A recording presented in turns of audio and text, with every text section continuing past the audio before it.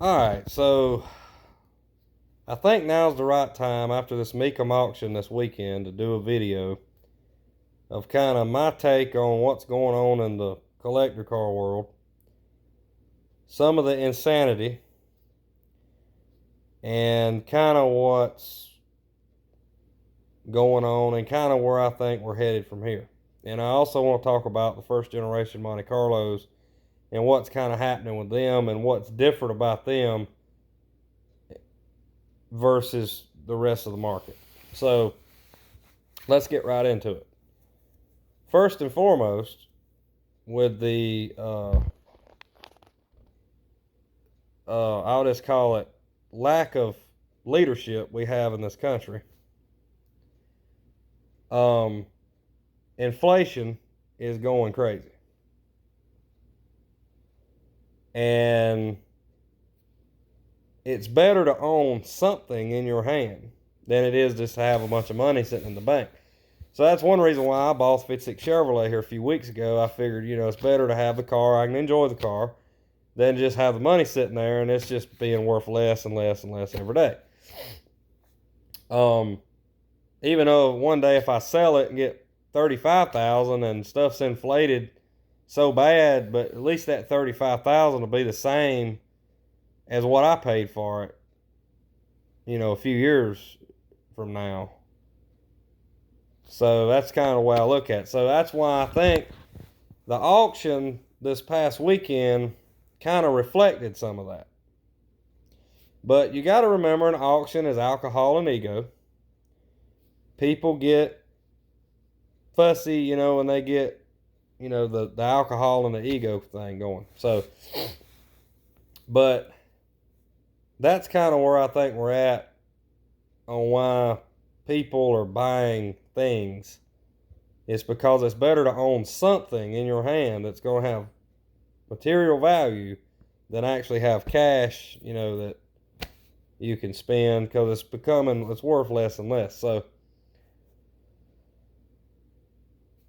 first generation Monte Carlos are not increasing in value because of inflation. They are increasing in value on their own. Inflation may actually run them higher than they should be. They've been increasing in value extremely well for the last 5 years. And that's simply because other mainstream muscle cars have gotten so out of sight and has been looked at as a collector car. Or a Monte Carlo was more looked at as just a classic car. And you say, well, wouldn't it be a collector car? Well, yeah. But there's a difference between a classic car and a collector car. A 70 Chevelle LS6 is a collector car. A 70 Chevelle Malibu that someone has put SS emblems all over and put an LS swap and a supercharger is a classic car, because someone's going to drive that car and enjoy it. It's not going to really be bought by a collector to sell for a profit or to embezzle their millions of dollars to keep, away. So first generation Monte Carlos are quickly approaching collector car status, where people of high statute in the world, maybe not as high of statute as someone who buys an LS6 convertible Chevelle that's hundreds of thousands of dollars, but someone who is well off and is looking to invest money is going to buy, maybe on the lower level of a collector, is going to buy a first generation Monte Carlo now. There was one sold last year, way before this crazy inflation took off. And it was a new car with dealer paperwork, and it sold for $110,000. It was just a 72 350 car, bucket seats, triple black, nothing special other than it was a dealer paperwork car. Basically, it had never been sold, like an NOS car, but it still had 3,000 miles on it. So, world record sale price. Okay. Followed that up later on in the year with a well, actually last year with a, that was 2020. 2021 with the sale of a car I've actually seen personally, and its hammer price was right at $100,000 at Mecum. And it was an AACA award winner car, but still, shocker. Huge amount of money. Then they followed that up with a 71 from some collection. It sold for like 80 something thousand. And now we come down, my personal cars. I've had two small block cars bring at consignment, one over 30, one in a local sale at 26. Now we're at Mecum this weekend. Small block 72 brings $37,000. An SS that I personally seen at the Rod Run, that's not as nice a car as it looked on the TV, sold for $61,000. Somebody got hacked on that car. That car is not worth that kind of money, in my opinion. If we have truly reached the point where that particular car is worth $60,000, then I can't wait to see what I can get for my black one. But I'm just, it's just not, I don't know why that car brought that kind of money. And, Mecum's estimate on it was $50,000 to $75,000. And that, like I said, I've seen it in person. Unless they, stripped it and repainted it, that was not anywhere near that car. And there were people there that had their eyes on it, and they said it was nowhere near the quality it looked on TV. And most of those auction cars are not. Some of them are what they consider auction whores. They're just not what they're cracked up to be.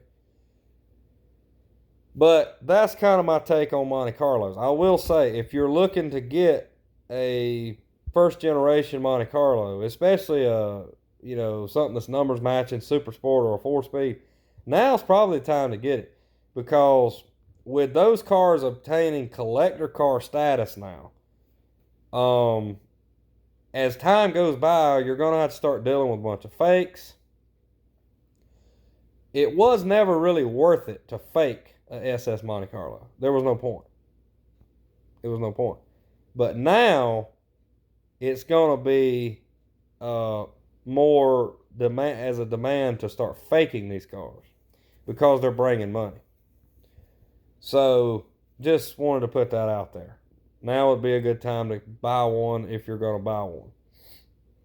I think if the economy goes into toilet bowl, which I'm afraid is coming with this super inflation, your cars that's legitimately gaining value, even though they may retract a little bit because of the economy, they're still going to come out ahead, after all the dust settles. So, there's that. But I will say that, the prices are somewhat inflated. And, 1,000 right now is not the same as 1,000 just a few years ago. Because of food prices, gas prices, everything. It's just costing more money. So, with that being said, I also think we're going to see some craziness happen in the new and used car and truck market. All y'all riding around in these fancy pickup trucks that you got way too much money in, you might want to look at getting rid of them right now, because you can make a little money, put that in your pocket, and get you something a little older, a little cheaper. Unless you just need it for your business, you're going to be upside down in that. Housing's the same way. People building houses right now at the peak of lumber prices is the equivalent of getting chip foos to restore your Ford Pinto. So you got $300,000 in a house, and probably 2 years it's going to be worth $150,000. And you know what happened last time? People had a bunch of loans. They defaulted on them, and we had the mess in 2008. So just wanted to throw that out there. Now's not the time to be building a house. It's really not the time to be buying a house. It's time to sell. If you got some crap you want to get rid of it. Just sit on that money. That's my take. I'm not a financial advisor, but that's just kind of my take on what's going on. I look at stuff through Automotive Eyes. So when I look at the housing market and I see grossly inflated prices on everything, I just think about Chip Foose restoring the Ford Pinto. And, hey man, I'm going to put $100,000 in this Ford Pinto and run it through the auction. It brings $6,500. Well, that's kind of the way your used pickup trucks and your houses is going to be.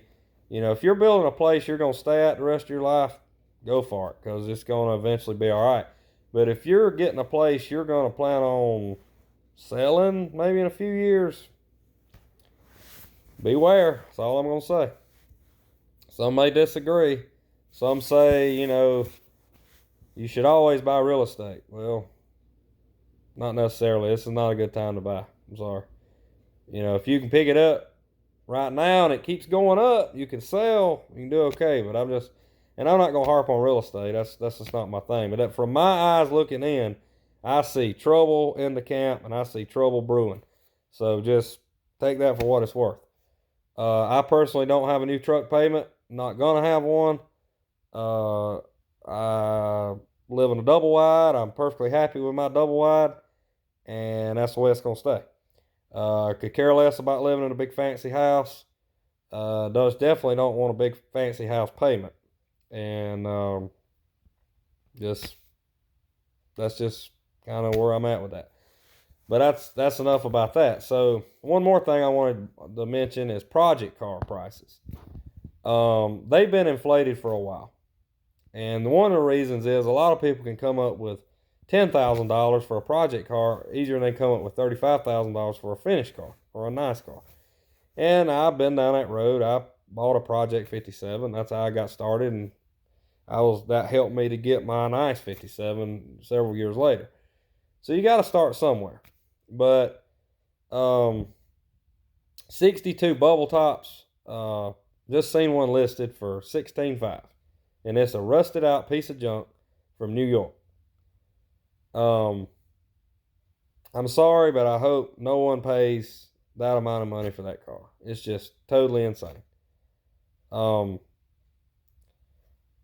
think down the road we're going to see a market correction, which is one reason why I've highly, highly considered selling my black SS. Because if everything goes in the tank, I could have missed the boat on getting a premium price for that car. And when everything goes down, I would like to almost have the money to be able to pop off and buy a 62 bubble top. But that's kind of my next car that I'm kind of looking towards maybe to get, is a 62 bubble top. But I'm not overpaying for a piece of junk. It's not happening. It's just not happening. So I urge you not to overpay for pieces of junk. Junk is junk. I don't care how rare it is. Junk is junk.